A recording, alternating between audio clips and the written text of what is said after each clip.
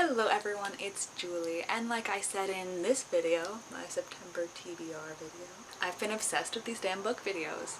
And so here I am filming another one. This is my August reading wrap-up where I tell you all the books I read in August, whether I like them or not, and whether you should read them maybe too. And just for some stats, I read 11 books this August, of which 3 of them were fantasy, 2 were general fiction, 1 was science fiction, 3 were horror, and 2 were romance. That's a pretty good spread. So the first book I read this month was Witchwife by Lumen Reese. This was an advanced reader copy I got off of NetGalley, and it releases at the end of November. It was a sci-fi fantasy following Irene and Fiona as they essentially time travel to find Fiona's ideal time and place in the world. There was a lot to this book. It was a real trip. I don't want to give too much away. This is like something I've never read before. I really enjoyed it. It was a little bit on the longer side, but I think I'd even continue this series when the second and third book come out. I gave this book a 4 stars, and I'd recommend if you're into time travel, fantasy, ice monsters, an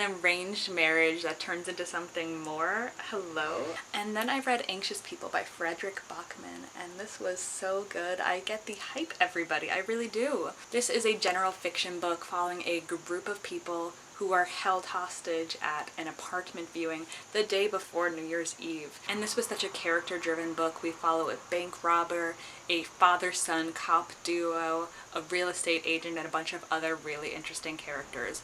And the way they all fit together is really amazing and beautiful, and Fredrik Backman really did the thing. I gave this book a 5 stars, and I really can't say too much without giving it away, so I would just say go read it.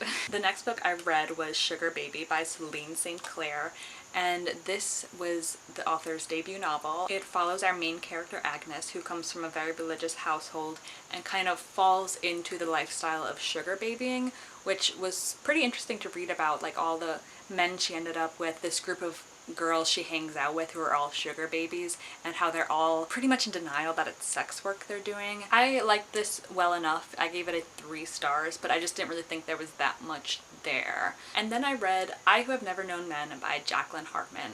This is a sci-fi novella, and I ate this shit up. It was so damn good. The premise is pretty simple. 40 women find themselves imprisoned in an underground bunker with very strict rules enforced by 3 guards, but one day the guards abruptly leave and the keys are left behind, so they're able to get out. And what they find outside of this bunker is bizarre, to say the least, but I thought their journeys were so interesting, and I'd really recommend this. I gave this book a 5 stars. I then read Misery by Stephen King because my parents both love Stephen King. My mom loves this movie. She wouldn't stop recommending it to me. And she's right. It was really good. The author, Paul Sheldon, is essentially kidnapped by superfan Annie Wilkes, and he's mentally and physically tortured by her into writing another installment in his Misery novels. The character Annie Wilkes is super creepy, and the suspense throughout this whole thing is really riveting. If you're looking to get into Stephen King novels, I think this is a really good one to start with because it's not too complicated, it's pretty straightforward, and it's really compelling. 5 stars for Mr. King. And then I read Bunny by Mona Awad, which from my understanding has a little bit of a cult following, which is ironic because it's a very culty book. The main character, Samantha, is kind of a little bit of an outsider in her master's program until she's invited in by the bunnies, whose name isn't just the bunnies because they like bunnies. I thought it was kind of a little eerie and strange. Some reveals at the end were absurd, but it wasn't my favorite book. I gave it a 3 stars. Read this if you want to, but it was kind of a skip for me. What wasn't a skip for me though was Tress of the Emerald Sea by Brandon Sanderson. This was the first Brandon Sanderson book I have read, and I adored it. I really truly did. It's kind of a little bit of a reverse damsel in distress, where Tress has to save the Duke's son, Charlie, who has been captured by the sorceress at the Midnight Sea. And in the beginning, Tress really doesn't believe that she's actually able to save him. She just knows that it's right that she has to at least try since nobody else is. But through her charisma and her wittiness, she is able to befriend a group of reluctant pirates, and they want to help her. The found family in this group of pirates is so beautiful. I think all the characters are so well written and interesting to read about, and Tress is just the sweetest character you'll ever meet. She is always thinking about others. And then there's also this magic system, sort of, which comes in the form of the environment, where the ocean isn't made of water but of spores that have kind of a negative connotation. They can be really dangerous to sail on. But Tress is able to use them to her advantage, and she's just such a smart, clever girl. It was a great read. I would recommend this, 5 stars. And then I read another fantasy. This was One Dark Window by Rachel Gillig. This is the first book in the Shepherd King duology.